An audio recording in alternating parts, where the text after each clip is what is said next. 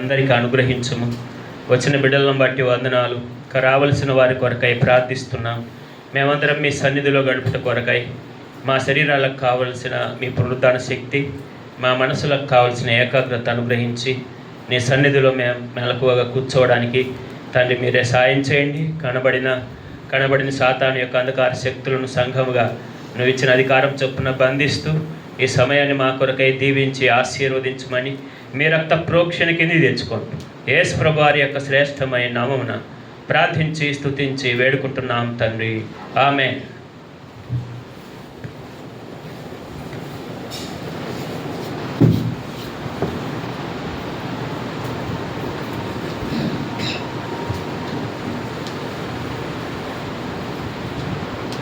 ఈ ప్రత్యేక సందర్భంగా వచ్చిన దేవుని బిడ్డలకి ప్రభు అయిన యేసుక్రీస్తు నామములో వందనములు.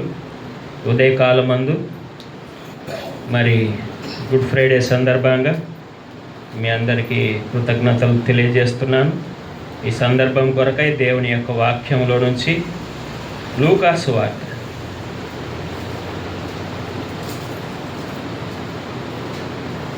సువార్త 23వ అధ్యాయం 34వ వచనం.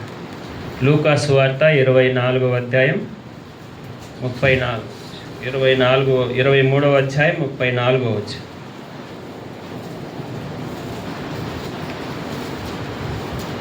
అందరం కలిసి చదువుకుందాం.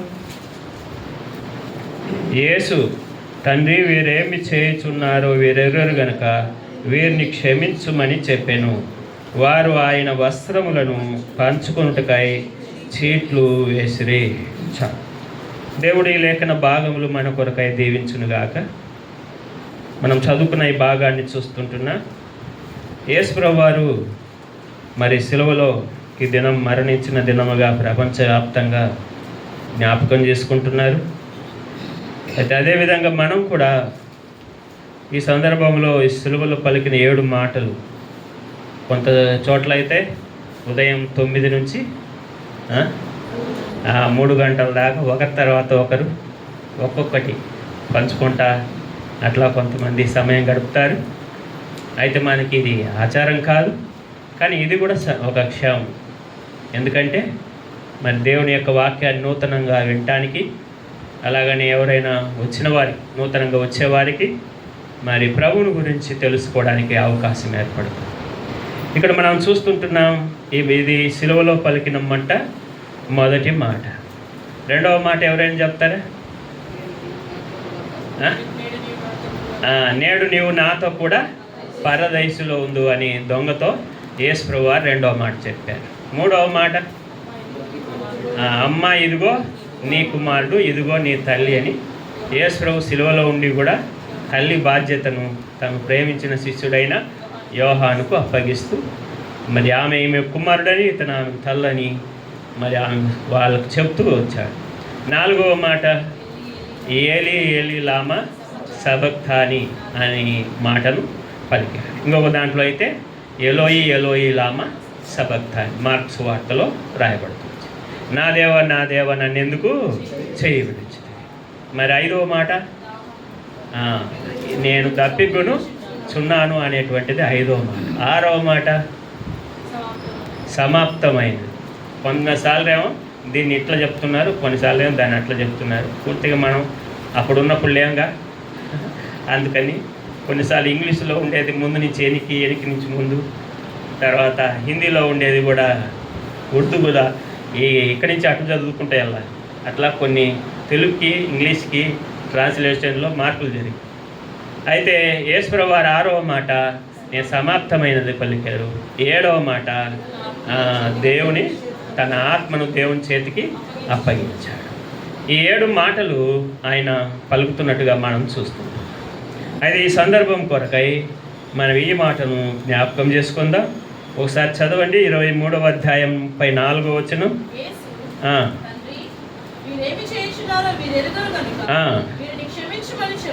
ఇక్కడ మనం చూస్తుంటున్నాం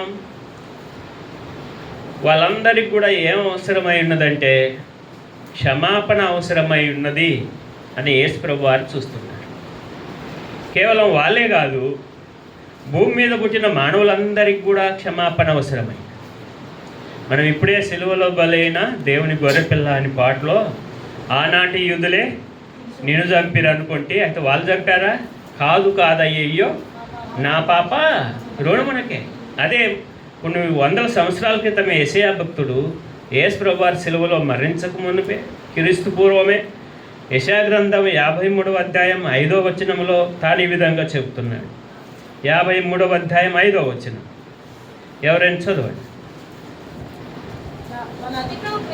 మన అతిక్రమ క్రియలను బట్టి అతడు గాయపరచబడెను, మన దోషములను బట్టి నలగొట్టబడెను, మన సమాధానార్థమైన శిక్ష అతని మీద పడెను. చాలు.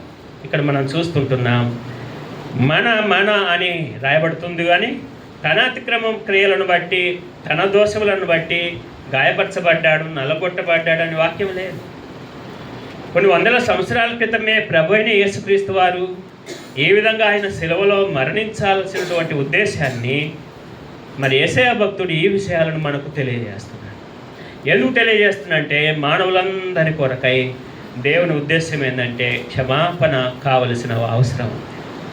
ఆనాడు ఉన్నటువంటి వీరు అనేటువంటి ఈ మాటలో తను అప్పగించినటువంటి మరి ప్రధాన యాజకులు ఉన్నారు, సైనికులు ఉన్నారు, పారిపోయిన శిష్యులు ఉన్నారు, అంతేకాదు ఆనాడు ఉన్నటువంటి రోమా సైనికులు ఉన్నారు. కాబట్టి ఒక్కొక్కరు ఒక్కొక్క విధానంలో మనం యేసు ప్రభు వారిని మరి హింసించినట్టుగా మనం చూస్తున్నాం. హెబ్రీ పత్రిక 12వ అధ్యాయంలో ఆ మాటను తెలుపుతూ పాపాత్ములు తనకే వ్యతిరేకముగా అనే పదాన్ని ఉపయోగించారు. హెబ్రీ పత్రిక 12వ అధ్యాయం చదువుతారా వచనం? 12వ అధ్యాయం కనబడిందా? 4వ వచనం, 3వ వచనం దయచేసి చదవండి. 12వ అధ్యాయం 3వ వచనం.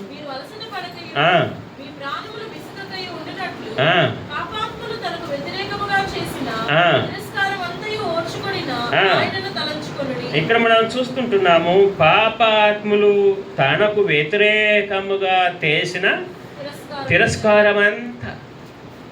చివరికి ఎంత తిరస్కారం అంటే ఆయన అనేక రకాలుగా హింసించారు. ప్రభు అయిన యేసుక్రీస్తు వారు ఇదంతా ముందుగానే ఆలోచించి గెస్తమైన వనములో ఆయన ప్రార్థించుతున్నప్పుడు చెమట రక్తపు బిందువుల వలె మార్చాలి. చెమట రక్తపు బిందువులో ఉంటే మనమేం సైన్స్ శాస్త్రవేత్తలం కాకపోయినా మనకు తెలుసు అదేదో మొత్తం మీద లోపలంతా మార్పు వచ్చింది, నరాలు చిట్లే. కొంతమంది చెప్తా ఇప్పుడు కూడా బీపీ ఎక్కువై నరాలు చిట్నే అంట. యేసు ప్రభు వారు చెమట రావాల్సింది రక్తం వచ్చిందంటే ఆ శ్వేత రంధ్రాలలో గుండా ఆయన ఎంత ఆవేదన అనుభవించాడో చూడండి. ఒక వ్యక్తి ఇలాగ చెప్పాడు, ఏంటంటే యేసు ప్రభు వారు సిలువలో పొందినటువంటి గాయాల కంటే ప్రాణ సంబంధంగా గెస్తమనే వనములో ఆయన ఎక్కువ వేదన చెందాడని అమెరికాకు చెందిన ఒక ఆయన వారెన్స్ డబ్ల్యూఎస్బి అని ఒక ఆయన తన పుస్తకంలో రాశాడు. ఎందుకంటే అక్కడ యేసు ప్రభు వారు ఏం చెప్పాడంటే నా ప్రాణము మరణమగునంతగా దుఃఖములో ఏం చేసింది, మునిగింది. గెస్తమనే వనములో మరి యేసు ప్రభు వారు ప్రార్థనలో చెబుతూ ఆయన ఈ మాట చెప్పాడు, నా ప్రాణము మరణమగునంతగా దుఃఖములో మునిగింది. ఒక వ్యక్తి కొట్టే దెబ్బ కంటే మనసుకు కలిగే గాయము చాలా కాలం ఉంటుంది. అందరూ ఆత్మహత్యలు చేసుకోవడానికి కారణం ఏదో ఉరి బిగించారు ఎవరు కూడా. ఒక చిన్న మాటను తట్టుకోలేకపోవడమే, ఒక మాట చేసేటువంటి గాయం. సామెతల గ్రంథంలో రాయబడిందిగా వారి మాటలు వరదీసిన కత్తులేనని. మాటే గాయం మనసును ఎంతో గాయం చేస్తుంది. శరీరానికైన గాయం కంటే యేసుప్రభు వారు మరి ఆ గెస్తమనే వనములోనే ఆయన ఎంతో వేదన చెందాడు. అందుకే చెమట రక్త బిందు వలె మార్చబడింది. అక్కడ ఆయన పట్టుకున్నారు, ఒక ఈడ్చుకొని వెళ్ళారని రాయబడి, మర్యాదగా తీసుకొని వెళ్ళినట్టుగా లేదు. అక్కడ వంట్రవృత్తులతో సైనికులతో వాళ్ళందరూ వచ్చి మరి ఆయన్ను ఈడ్చుకొని వెళ్ళినట్టుగా రాయబడి. ఈడ్చుకొని వెళ్ళి ఎక్కడికి వెళ్ళారు? అన్నా కైప సభ దగ్గరికి తీసుకొని వెళ్ళారు. అక్కడ నుంచి అక్కడ ఆయనతో మాట్లాడి మళ్ళీ అక్కడి నుంచి వాళ్ళని చంపడానికి అధికారం లేదు కాబట్టి అప్పుడున్నటువంటి ప్రభుత్వాన్ని యొక్క మరి మరి అధికారి యొద్దకు పిలాతు దగ్గరికి తీసుకొని వెళ్ళాడు. ఈయన గలిలయవాడని హేరోదుకు తెలిసినప్పుడు హేరోదు దగ్గరికి పిలాతు పంపించారు. పిలాతు యెరూషలేములోనే మరి ఉండేవాళ్ళు, కానీ రాజ్య పరిపాలన గవర్నర్లుగా వాళ్ళు యూదయ ప్రాంతానికి ఈయన మరి మరి ఆ నజరేతు ప్రాంతానికి హేరోదు అధికారులుగా పరిపాలించేవారు రాజ్యం. మళ్ళీ ఆయన ఆ తర్వాత మళ్ళీ పిలాతు దగ్గరికి పంపించారు. ఈ విధంగా రాత్రంతా కూడా ఆయన్ను తిప్పుతానే ఉన్నారు. అంతేకాదు ఆయన 39 కొరడా దెబ్బల చేత దేహం అంతా, దేవుని వాక్యం చెప్తుంది కీర్తనల్లో, దున్నువారు నా వీపు మీద దున్నిరి అని కీర్తనల గ్రంథంలో రాయబడింది. అంటే అవి నాగటి చాలవలే. అంటే ఆయన శరీరం ఏ విధంగా మార్చబడిందో ఒకసారి ఆలోచిస్తే ఇదంతా కూడా యేసుప్రభువు వారు మనందరి కొరకై, ఎందుకంటే మనందరి క్షమాపణ కొరకై, కేవలం అక్కడున్న వారి కోసమే కాదు. తండ్రి వీరేమి చేయుచున్నారో వీరు ఎరుగరు, వీరిని క్షమించు. ఈ తండ్రి ఎంత గొప్ప ప్రేమ గలవాడు. అందుకే కదా రోమాపత్రిక 8వ అధ్యాయంలో 32వ వచనంలో తన సొంత కుమారుణ్ణి కూడా ఇవ్వడానికి ఆయన వెనుక తేయలేదంట. రోమపత్రిక 8వ అధ్యాయం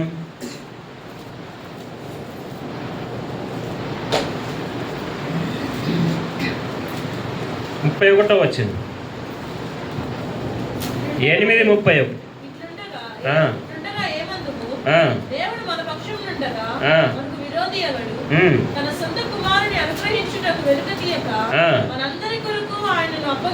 మనందరి కొరకు ఆయన అప్పగించిన వాడు సమస్తం మనకెందుకు అనుగ్రహించు.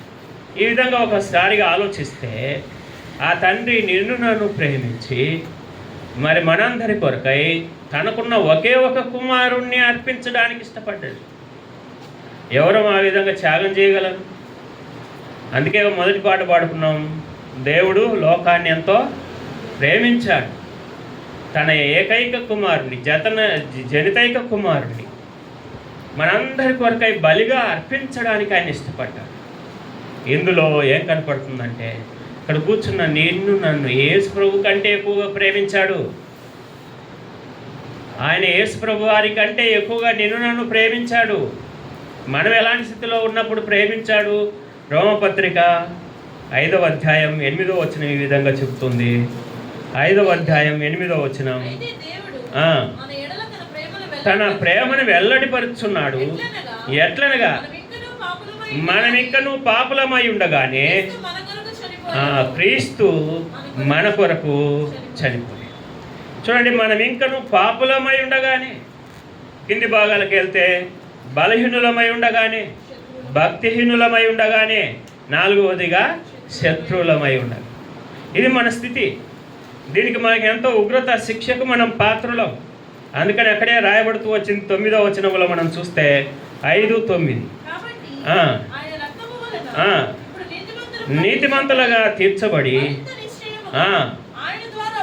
ఉగ్రత నుండి రక్షించబడదుము. చాలు. ప్రభువైన యేసుక్రీస్తు వారు సిలువలో మన కొరకై క్షమాపణ అనుగ్రహించకపోతే ఖచ్చితంగా మనం అందరం కూడా దానికి ఉగ్రతకు పాత్రలమయ్యాం. ఏంటిది? మన పాపాలను బట్టి మనకు ఉగ్రత అంటే దేవుని యొక్క తీర్పుకు, ఉగ్రతకు మనం శిక్షకు పాత్రలు, యుగయుగాలు అగ్నిగుండానికి పాత్రలు, యుగయుగాలు నరకానికి పాత్ర. ఏ మంచి లేని వారు, ఎంతో పాపాలతో జీవించిన వాళ్ళు. ఆయన నీలాంటి నాలాంటి వాళ్ళను ఆయన ప్రేమించాడు. మనం ఒకరి విషయాలు ఒకరికి తెలియకుండానే మనం ప్రేమిస్తాం. మన హృదయంలో ఉన్నటువంటి నిజమైనటువంటి భావాలు, మనస్తత్వాలు పూర్తిగా అవతలి వ్యక్తికి అర్థమైతే ఏ భర్త ఏ భార్యతో కానీ, ఏ భార్య ఏ భర్తతో కానీ, ఏ తల్లి పిల్లలతో కానీ, పిల్లల తల్లిదండ్రులతో కానీ ఎవరు చేయరు. ఇవన్నీ మనకు తెలియదు కాబట్టి, తెలిస్తే మనం ఎవరు కూడా సరిగా ప్రేమతో జీవించలేము. కానీ యేసు ప్రభు వారికి మన హృదయం అంతా తెలుసు. మనం ఒప్పుకున్నా ఒప్పుకోకపోయినా మన నిజమైన పతనం అంతా ఆయనకు తెలుసు. ఆయన మనల్ని ప్రేమించాడు. ఎంతగా ప్రేమించాడంటే ఆయన కుమారుని కంటే నిన్ను నన్ను ఎక్కువ ప్రేమించాడు. ఈరోజు క్షమాపణ అనుగ్రహించడం కోసం దేవుడు చేసిన త్యాగాన్ని తలంచుకొని మనం దేవుణ్ణి ఆరాధించబద్దులమై ఉన్నాం. ఈరోజు యేసు ప్రభు గారి కంటే నీకు నాకు ఎక్కువ బాధ్యత ఉంది దేవుణ్ణి ఆరాధించడానికి. ఎందుకంటే ఆయన కంటే నన్ను ఎక్కువగా ప్రేమించాడు. హెబ్రీయులకు రాసిన పత్రిక 2వ అధ్యాయం, హెబ్రీయులకు రాసిన పత్రిక 2వ అధ్యాయం 9వ వచనం నుండి కొన్ని వచనాలు చూడండి. దేవుని కృప వల్ల మరణం అనుభవించినట్లు యేసు మరణం పొందినందున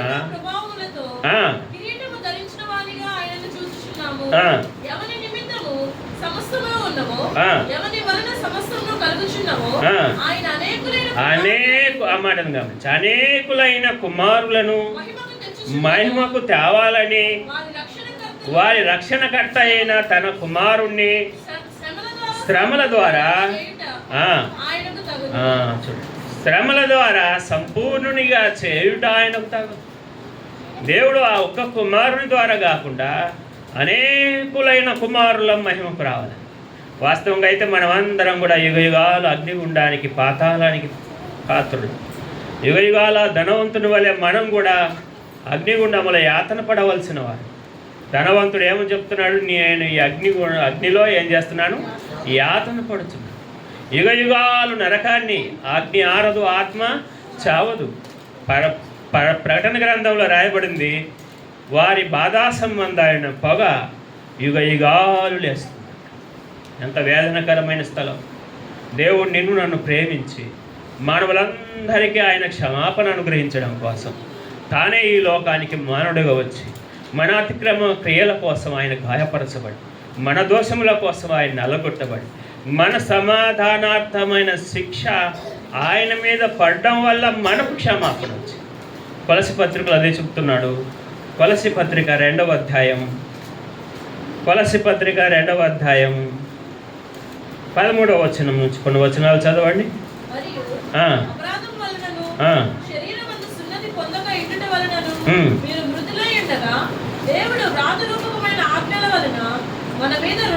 మన మీద రుణముగాను మనకు విరోధముగాను ఉండిన పత్రమును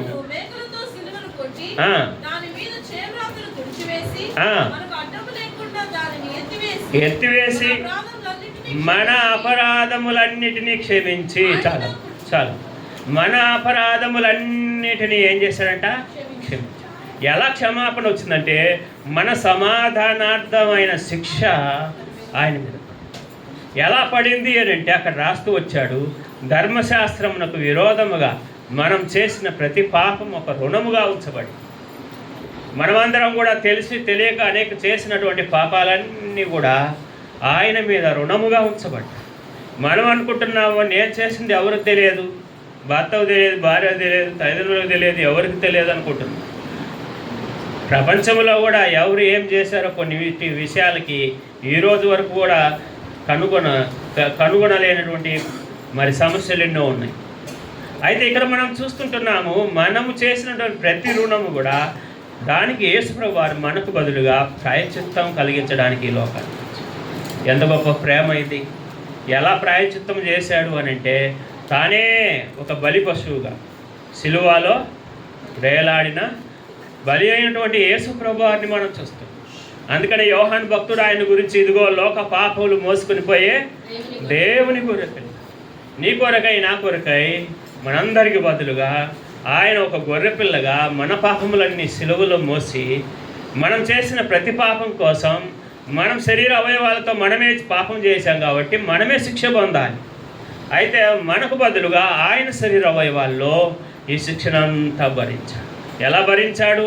ఎలా ఈ సమాధానార్థమైన శిక్ష ఆయన మీద పడిందంటే మనం చేతులతో చేసిన వాటి కోసం ఆయన చేతులలో, మనం పాదాలతో చేసిన వాటి కోసం ఆయన పాదాలలో, నీవు నేను తలంపులతో కూడా తలంపులతో చేసినటువంటి ఆలోచనలకు. అక్కడ ఒక మాటను యెషయా గ్రంథం 53లో రాయబడింది, మన వ్యసనాలను కూడా ఆయన భరించాడని. చూడండి ఆ మాట, యెషయా గ్రంథం 53వ అధ్యాయం. మనం పాట కూడా పాడుకున్నాం అదే మాటను, వ్యసనాక్రాంతుడుగా వ్యాధిని అనుభవించిన వాడవని, మన రోగములను భరించను, మన వ్యసనములను వహించను. మన రోగములను భరించను, మన వ్యసనములను వహించండి.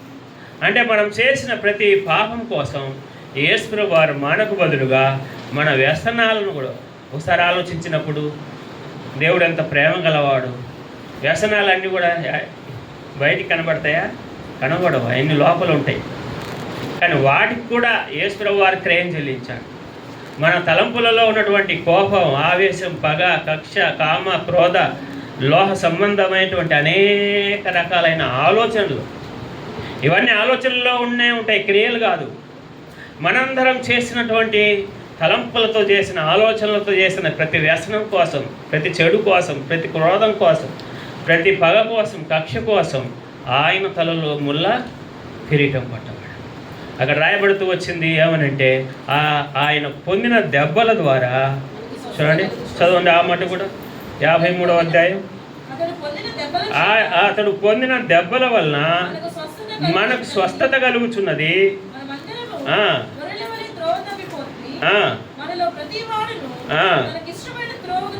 ఇక్కడ మనం చూస్తుంటున్నాం, మన రోగాల కోసం కూడా ఆయన క్రయం చెల్లించాడు. పాపాల కోసమే కాదు, మన రోగాల కోసం కూడా ఆయన క్రయం చెల్లించాడు.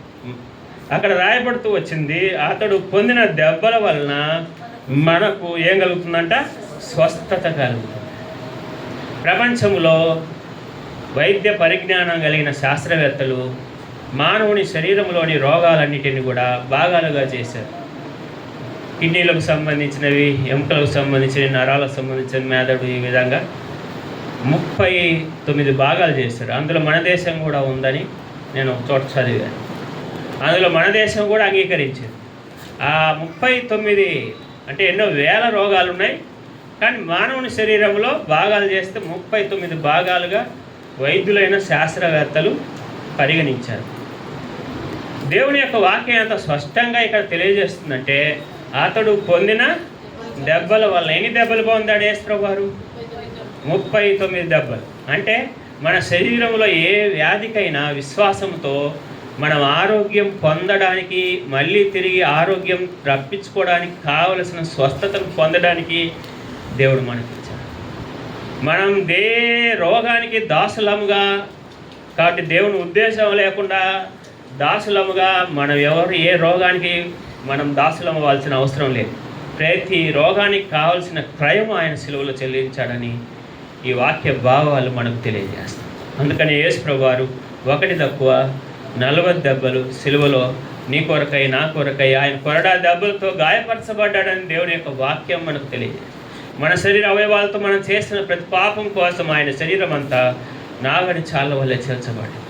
మనం ప్రక్కతో చేసిన పాపాల కోసం కూడా చివరికి ఆయన ప్రక్కలో బల్లె పోటు పొడవాడు. ఎంత గొప్ప దేవుడు, ఎంత ప్రేమ కలిగిన దేవుడు. మనం ఎంత రుణం తీర్చినా ఆయన రుణం ఎన్నటికి కూడా మనం తీర్చలేము. ఆయన కుమారుని కంటే ఎక్కువగా ఇక్కడ కూర్చున్న నీవు నేను ఎందుకు పనికిరాని మనల్ని దేవుడు ఎన్నుకొని మన కోసం తన కుమారుణ్ణి కూడా అర్పించడానికి, క్రయధనం చెల్లించడానికి ఆయన ఇష్టపడ్డాడు. కాబట్టి మొట్టమొదటి మాట, క్షమాపణ మనకు అనుగ్రహించాడు. వారికే కాదు, ఈరోజు మనకు కూడా. అందుకనే పౌలు దాని గురించి చెప్తూ తిమోతి పత్రికలో 1వ అధ్యాయం, తిమోతి రాసిన పత్రిక 1వ అధ్యాయం 13వ వచనంలో ఈ విధంగా చెప్తున్నాడు. పూర్వం దూషకుడను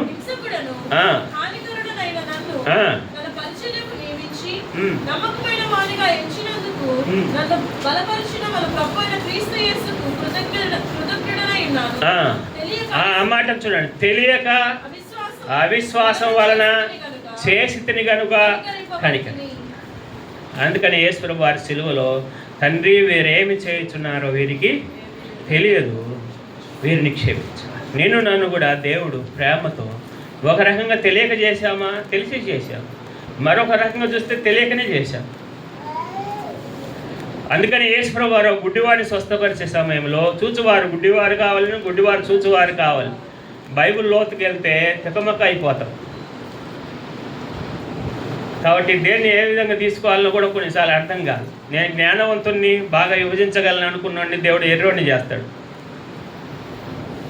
నాకేం తెలియదు అనుకున్నాడిని దేవుడు నిలబెట్టి పండితునిగా చేస్తాడు. దైవజనుడు భక్సింగ్ గారు దైవమరుల పుస్తకంలో ఆ మాటనే రాశాడు. పామరుడున్నాయని నన్ను పండితునిగా చేయి ప్రభువా, నత్తివాడున్నాయని నన్ను నా మాటలు సరిగా పలుకుటకు సాయం చేయి ప్రభువా అని ప్రార్థన చేసుకుంటాడు. ఆయనకి నత్తి జీవితాంతం ఉంది. ఎందుకంటే మాట్లాడే ప్రతి మాట దేవుని మీద ఆధారపడడం కోసం అంటే, పలకడం కోసం. ఇక్కడ రెండవది మనం చూస్తున్నాం, మన క్షమాపణ అనుగ్రహించాడు. మనం తెలియక చేసిన ఈ పాపాలన్నిటిని ప్రభు క్షమించి వేసి నీకు నాకు క్షమాపణ ఇచ్చాడు. రెండవది చూస్తే చదవండి, లూకాసు వార్త 23వ అధ్యాయం. లూకాసు వార్త 23వ అధ్యాయం 23వ అధ్యాయం 34వ వచనం మళ్ళీ చదవండి. వీరెరుగరు.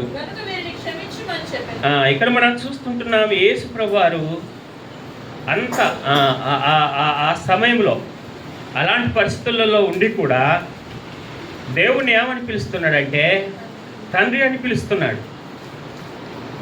తండ్రి అని పిలుస్తున్న ఆ సంబోధన మనకు రెండోది ఏం చూపిస్తుందంటే ఆరాధన కొరకై ఈరోజు నీకు నాకు క్షమాపణ ఇవ్వడమే కాదు దేవుడు. అయితే ఈరోజు మనం ఏమని పిలవడానికి హక్కు ఇచ్చాడు అని మనం ఆలోచిస్తే చూడండి, గలతీ పత్రిక 4వ అధ్యాయం 4వ వచనం. గలతీ పత్రిక 4వ అధ్యాయం 4వ వచనం.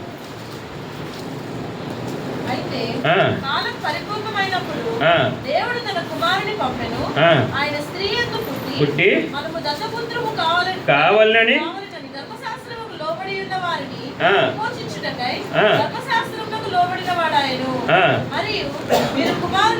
మీరు కుమారులై ఉన్నందున నాయన తండ్రి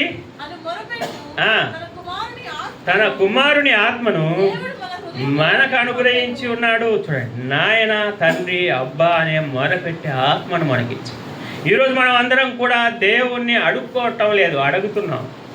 అడుక్కోవడానికి అడగడానికి చాలా తేడా ఉంది. చాలామంది యొక్క ప్రార్థనలు ఈ రెండు రకాలుగా ఉంటాయి. మనం చూస్తాం బయట, మరి ఆ రోడ్ల దగ్గర ఉండే వాళ్ళని చూస్తాం. బస్ స్టాండ్లలో చిన్నపిల్లలు ఎత్తుకొని వస్తారు. మన మీద ఏదైనా దయ చూపాలని మా ముఖమంతా ఒక విధంగా పెట్టి మరి ఏదో ఒక విధంగా దయ చూపి మన దగ్గర నుంచి తీసుకోవాలని ప్రయత్నం చేస్తారు. అదే మన పిల్లలు అయితే మనల్ని ఏం అడుగుతారు? అలా అడుగుతారా? అడగరు. ఎందుకు? వాళ్ళు మన కుమార్తెలు కాబట్టి. ఇక్కడ కూడా దేవుడు మనకి ఇచ్చినటువంటి అధికారం, ఆధిక్యతను మనం ఇది తెలియజేస్తుంది. రెండవదిగా యేసు ప్రభువారు ఈ మాట పలకడంలో మనలందరినీ కూడా ఆయన కుమారులుగా చేసి మనమందరం కూడా దేవుని పిల్లలమని పిలువబడుతూ యోహాను సువార్త 1వ అధ్యాయం 12వ వచనం ప్రకారం ఆయన్ని అందరూ అంగీకరిస్తారో, ఎవరైతే ఆయన నామం ముందు విశ్వాసం ఇస్తారో వారందరూ ఏమవుతారంట? దేవుని పిల్లలు. మనమందరం ఆయన పిల్లలమయ్యా, ఆయన మనకు తండ్రి అయ్యా. కానీ పాత నిబంధన ప్రకారం దేవుణ్ణి తండ్రి అని పిలవడం అనేది చాలా మరణాంతకమైనటువంటి శిక్ష. యేసు ప్రభువారిని ఎందుకు సిలువ వేశారు? ఆయన మీద చెప్పబడిన నేరాల్లో ఒక నేరం చెప్తారా ఈ సందర్భాన్ని బట్టి? నేరాలు మోపారు ఆయన మీద ఈ సందర్భాన్ని బట్టి కాదు. నేను దేవుని కుమారుని అని చెప్పుకున్నాడు. అంటే దేవుడు నా తండ్రి అని చెప్పుకున్నాడు. తండ్రి అని చెప్పుకోవడం అనేది అసలు చాలా మరణశిక్షకు కారణమైనటువంటి మాట. పాత నిబంధనల భక్తులలో ఎవ్వరు కూడా దేవుణ్ణి ఎంతో భక్తి చేసిన వాళ్ళు ఉన్నారు, రాజ్యాలు జయించిన వాళ్ళు ఉన్నారు, దేవుని ద్వారా మెప్పు పొందిన వాళ్ళు ఉన్నారు. కానీ దేవుణ్ణి ఎవరు తండ్రి అని పిలిచే హక్కు లేదు. ఖురాన్ ప్రకారం కూడా దేవుణ్ణి ఎవరు కూడా తండ్రి అని పిలిచే హక్కు లేదు. పాత నిబంధనలో లేదు. కొత్త నిబంధనకు వారసులమైన నీవు నేను కూడా ఈరోజు నాయన తండ్రి అబ్బా అని మరొకటి. తెలుసో తెలియకో మన ప్రార్థనలో మధ్యలో గ్యాపులన్నీ ఇదే తీసుకుంటుంటుంది కదా. ప్రతి ఒక్కరికి ఏదో ఒకటి ఉంటుంది ప్రార్థనలో, ఒక మాట ఏదో ఒకటి అలవాటుకు వచ్చేది. నాయనను తండ్రి అనను, ఏదో ఒక మాట అందులోకి వచ్చేది ఉంటుంది. ఎందుకు అనంటే ఈరోజు మనకు ఆ హక్కు ఇచ్చాడు. నాయన తండ్రి అని మొరపెట్టే ఆత్మను మనకు అనుగ్రహించాడు. మనకి ఈరోజు నేరస్తులం కాకుండా. అందుకనే పాకిస్తాన్లో రక్షించబడిన ముస్లిం స్త్రీ సాక్ష్యం మీద గుల్షాన్ ఎస్తేరండి, మీరు చదువుంటే దాని మీద ఆమె ఏమో రాసిందంటే, నేను దేవుణ్ణి తండ్రి అని పిలవగలిగాను. ఆ పుస్తకం మీద రాసి. ఎందుకంటే ఖురాన్ ప్రకారం తండ్రి అని పిలవడానికి హక్కు లేదు. పాత నిబంధన ప్రకారం కూడా బైబిల్ గ్రంథంలో తండ్రి అని దేవుణ్ణి ఎవరు పిలవడానికి హక్కు లేదు. అందుకని ఎవ్రీ భాషలో దేవునికి ఒక ప్రత్యేకమైన పదాన్ని ఇచ్చారు. ఆ పదాన్ని వాళ్ళు ఎప్పుడు పలకూడదని 10 ఆజ్ఞల్లో ఒక ఆజ్ఞ ఏంటంటే, నీ దేవుడని యెహోవా నామమును. అందుకని వాళ్ళు అడోనాయ్ అనేటువంటి పేరుతో దేవుణ్ణి సర్వశక్తిమంతుడిగా పిలుస్తారు. పూర్తిగా దేవునికి ఉన్నటువంటి ఆ పదాన్ని, ఆ పేరు పెట్టి ఆ పదాన్ని ఎవరు పిలచడానికి యోగ్యులం కాదని, దానికంటే ఇంకా తక్కువైనటువంటి ఒక పదాన్ని దేవునితో పిలుస్తారు. ఎందుకంటే మనల్ని ఎవ్వరం తండ్రి అని పిలిచే హక్కు లేదు. ఈరోజు అన్యజనులమైన మన యూదులం కాదు, వాగ్దానాలు మనవి కాదు, ధర్మశాస్త్రం మనది కాదు, పితరులు మనం కాదు. కాబట్టి మనం అందరం కూడా ఎఫెసు పత్రిక 2వ అధ్యాయంలో రాయబడినట్లుగా దేవుడు లేడని చెప్పేటువంటి ప్రజలం. చూడండి, దేవుణ్ణి ఎరగనటువంటి ప్రజలు. ఎఫెసు పత్రిక 2వ అధ్యాయం 14వ వచనం.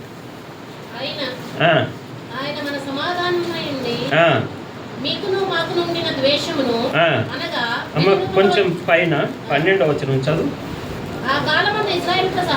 సహపౌరులు కాక పరదేశులను, వాగ్దాన నిబంధన లేని పరజనులను, నిరీక్షణ లేని వారును.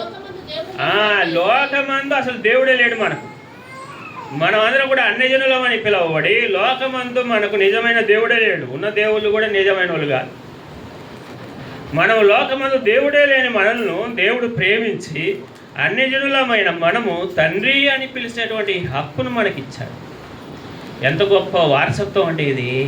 ఆ హక్కు గల వారికి ఏం వారసత్వం అంట? రోమీయులకు రాసిన పత్రిక 8వ అధ్యాయం 15వ వచనం. రోమీయులకు రాసిన పత్రిక 8వ అధ్యాయం 15వ వచనం.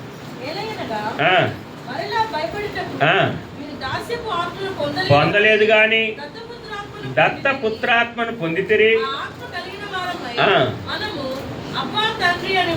మొరపెట్టుచున్నాము దేవుని పిల్లలమని.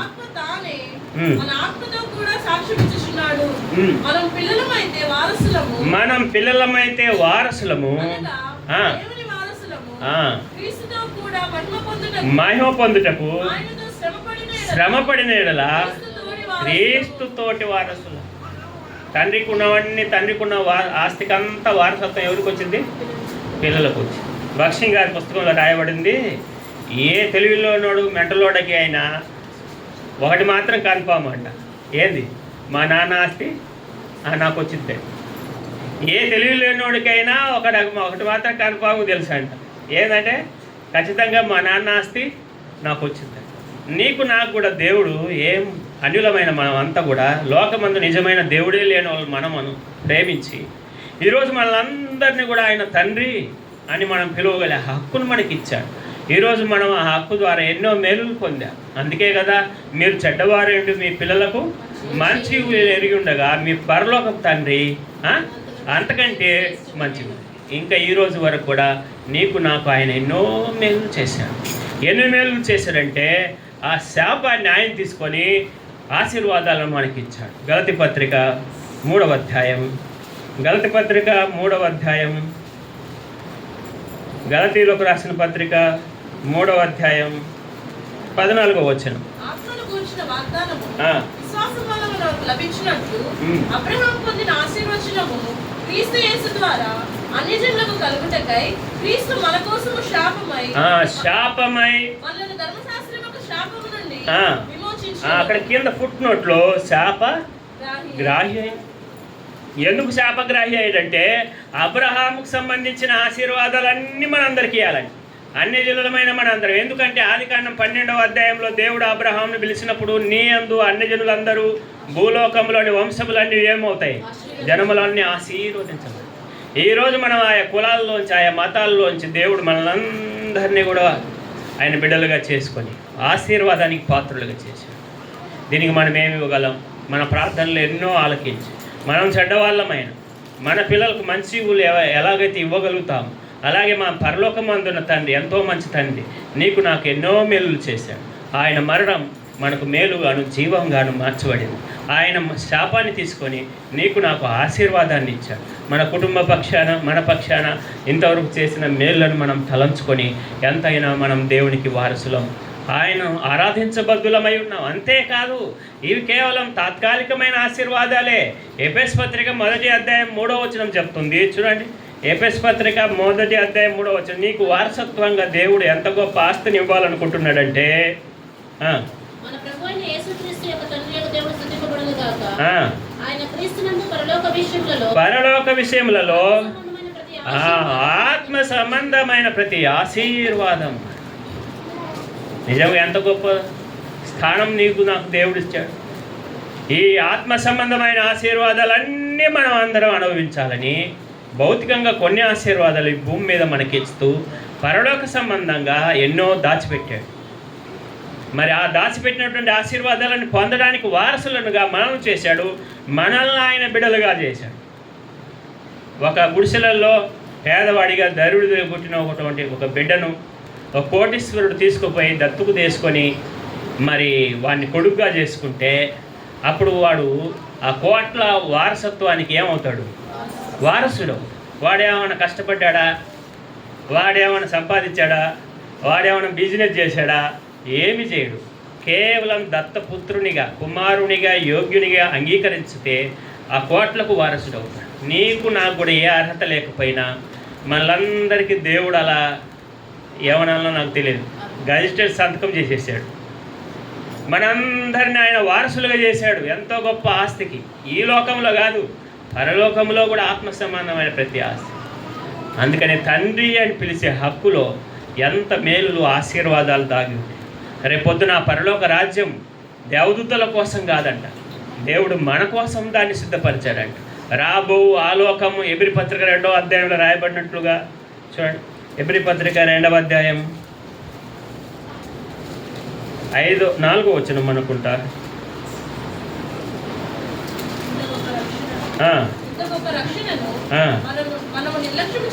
చేసిన ఎడల ఆరంభమై తన చిత్తానుసారముగా సూచక క్రియల చేతను మహత్కార్యముల చేతను నానా విధములైన అద్భుతముల చేతను వివిధములైన పరిశుద్ధాత్మ వరములను అనుగ్రహించుట చేతను వారితో కూడా సాక్ష్యం ఇచ్చుచుండగా వినిన వారి చేత మనకు దృఢపరచబడెను. మనం మాట్లాడుచున్న ఆ రాబో లోకమును ఆయన దూతలకు ఏందమ్మా దేవదూతలకు కాదంట ఆ రాజ్యాన్ని దేవుడు సిద్ధపరిచింది. ఒక రకంగా చెప్పాలంటే దేవదూతలు మన పని మనుషులు పరలోకంలో. దేవదూతలు పరలోక రాజ్యం అనేది దేవుడు నీకు నాకు సిద్ధపరిచాడు. రాబో ఆ లోకము మన కోసం, దేవదూతల కోసం కాదు. ఎల్లప్పుడూ ఆయన దగ్గరే ఉండి ఎంతో నమ్మకంగా ఆయన సేవిస్తున్నా కానీ దేవుడు వాళ్ళందరినీ మనకు పని మనుషులు. చూడండి అక్కడ 1వ అధ్యాయం 14వ వచనం. 1వ అధ్యాయం 14వ వచనం. వీరందరూ రక్షణైన స్వాస్థ్యం పొందబో వారికి పరిచారము చేయు ఆత్మలు కారా. దేవదూతలంతా ఎవరు అని అంటే రక్షణైన స్వాస్థ్యం పొందబో వారికి పరిచారం చేసేవాళ్ళు. అంటే నీకు నాకు పరిచారం చేసేవాళ్ళు. ఎంత గొప్ప ఘనత దేవుడు మనకి ఇవ్వనంటున్నాడు పరలోకంలో. అందుకని భక్సింగ్ గారి పుస్తకంలో దైవమర్మములలో పరలోకం పోయిన తర్వాతనే మనకు అర్థమవుతాయంటే ఎంత దాన్ని వివరించినా దాన్ని మనం తెలుసుకోలేము. ప్రకటన గ్రంథం 21వ అధ్యాయంలో ఆ పట్టణం సూర్య కాంతి వలె దగదగ మెరుగుచుండనని రాశాడు. ఇంకా వర్ణించడానికి మాటలు లేవు ఆయనకి.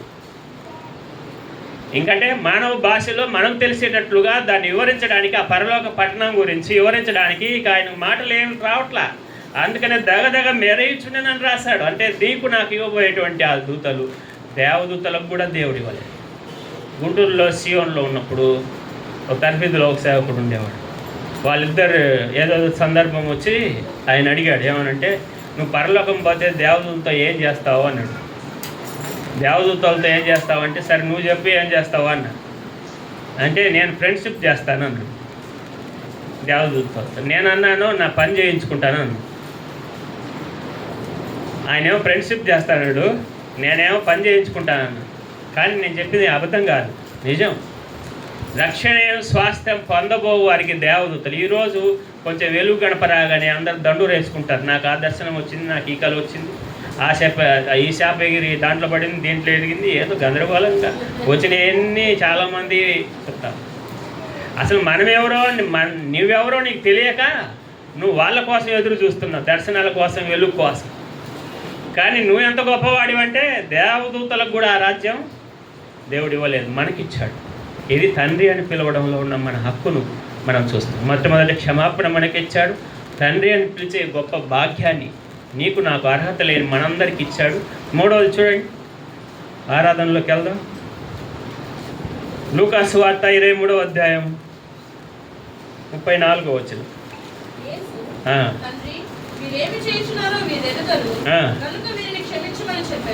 వీరిని క్షమించమని ప్రభు చెప్పడం మనం ఇక్కడ చూస్తాం. ఇక్కడ మూడవదిగా నేనేం చెప్పాలనుకుంటున్నాను, దేవునితో మనకున్నటువంటి ఎడతెగని సంబంధం, సహవాసాన్ని దేవుడు మనకిచ్చాడు. దేవునితో ఎడతెగని సంబంధం. యేసుప్రభువు వారి సిలువలో కూడా అలాంటి పరిస్థితులలో కూడా దేవునితో ఏం కలిగి ఉన్నాడు? సంబంధం, సహవాసం. మనం వెళ్ళే ప్రతి కష్టం వెనుక, రోగం వెనుక, బాధ, వేదన, శత్రువు మన జీవితాల్లో సణుగులు, గొణుగుళ్ళు తీసుకురావడానికి ప్రయత్నం చేస్తాం. కానీ నువ్వు ఎలాంటి పరిస్థితుల్లోకి వెళ్తున్నా కానీ, భక్ష్య గారి పుస్తకాల్లో ఒక మాట రాయబడి దేవుని చిత్తాన్ని గురించి, నువ్వు ఎలాంటి కష్ట పరిస్థితుల్లో వెళ్తున్నా నువ్వు దేవుని చిత్తములో ఉంటే, దేవునితో నీకు ఆ ఎడతెగని సంబంధం ఉంటుందంట, సహవాసం అని. ఇంట్లో పిల్లలు ఉంటారు, ఆ పిల్లల్ని పట్టుకొని మనం రోజంతా కూర్చుంటే మిగతా పనులు అంత మాత్రమే పిల్లల మీద ప్రేమ లేనట్ట? అది కూడా కాదు. వాళ్ళు ఆడుకుంటుంటారా అని చూస్తుంటారు, మనం ఎక్కడ వంటలు, పాత్రలు కడుగుతున్నా, వంట చేస్తున్నా, ఏం చేస్తున్నాం, మన మనసు అంతా ఎవరి మీద ఉంటుంది? వాళ్ళ చప్పిడి శబ్దాలన్నిటిని మనం గమనిస్తా, వాళ్ళు ఉండాలి, ఏం చేస్తున్నారు, ఏందని గమనిస్తాం. అంటే మైండ్ అంతా ఇంకొక పని మీద ఉండగానే మన మైండ్ దాని మీద ఉంటుంది. అలాగనే దేవుడు మనం ఎలాంటి కష్ట పరిస్థితులలో వెళ్తున్నా కానీ, వాళ్ళు సైనికులు అన్నారు ఏమని, నువ్వు దేవుని కుమారుడు అని చెప్పుకున్నావు కదా, నీవు రక్షించుకో, మమ్మల్ని రక్షించమని దొంగలు అన్నారు. నువ్వు దేవుని కుమారుడు అన్నావు కదా, నువ్వు శిలువ నుంచి దిగిరా, నువ్వు దేవుని కుమారుడు అయితే సైనికులు అన్నారు. కానీ ఇక్కడ తండ్రికి కుమారునికున్న సంబంధం శిలువలో కూడా. కాబట్టి నువ్వు పడకలో ఉన్నా, హాస్పిటల్లో ఉన్నా, మంచం మీద ఉన్నా కూడా, నువ్వు ఎలాంటి పరిస్థితుల్లో ఉన్నావు, పద్మాసు దీపంలాగా దీపానికి పోవాల్సి వచ్చిన కానీ, అందరికీ మనం ఒంటరి వారమైన కానీ, ఏదో ఒక రోజు అందరూ కూడా మనల్ని విడిచిపోయే వాళ్ళే. ఏ భార్యకు భర్త పూర్తి సహకారం కాదు, ఏ భర్తకు భార్య పూర్తి సహకారం కాదు. ఏదో ఒక రోజు ఖచ్చితంగా వాళ్ళందరూ ఎడబాసిపోతారు. కానీ దేవునితో మనకున్న ఈ స్నేహం, సహవాసం అన్నిటికీ ఏం చేయదు, ఎడబాయని. అందుకని వాక్యం చెప్తుంది, నిన్ను ఎన్నడును విడువను, ఎన్నడు. దేవుడు ఎల్లప్పుడూ కూడా నీతో ఈ యొక్క పరమ స్నేహితునిగా, ఒక రకంగా చెప్పాలంటే అబ్రహాంతో చెప్పాడు కదా, నేను సర్వశక్తి గల దేవుడును, నా సన్నిధిలో నిందారహితుడిగా నడుచుకొనొచ్చు, నా సన్నిధిలో నిందారహితుడిపై నడుచుకోమని చెప్పాడు కదా. దేవుణ్ణి ఆ విధంగానే నడుచుకున్నాడు. అబ్రహాం నడిచే కొలది దేవునికి ఏమైపోయాడంటే స్నేహితుడైపోయాడు. ఏమని పిలువబడ్డాడు? స్నేహితుడయ్యాడు. స్నేహితులని ఎవరిని అంటాం మనం? యంగ్స్టర్ యవనస్తులు చెప్పాలి. స్నేహితులని ఎవరిని అంటారు? ఎట్లా మనం వాళ్ళిద్దరు స్నేహితులని గుర్తిస్తాం? ఓకే, లక్షణాలంటే అది ఇంకా చాలా కాలం పట్టింది. ఫస్ట్ ఏం లేదు, కలిసి ఉంటారు. ఏం లేదు, ఏంది కలిసి ఉంటాడు. వాడు ఇంట్లో ఉంటాడు, ఏడుంటాడు, ఫ్రెండ్స్ కాడ ఉంటాడు. వాళ్ళకి ఏం పని ఉండదు, మళ్ళీ ఏం పని లేకపోయినా కానీ ఇద్దరు ఉంటారు. ఏం మాట్లాడుకుంటుంటారో తెలియదు, ఇద్దరు కలిసే ఉంటారు. పొద్దులత్తా ఉంటారు, ఏందరు ఏం మాట్లాడుకుంటారంటే ఏం మాట్లాడుకోరు. స్నేహం అంటే అదే. అబ్రహాం కూడా దేవునితో అలా స్నేహం చేసి దేవునికి ఏమైపోయాడు?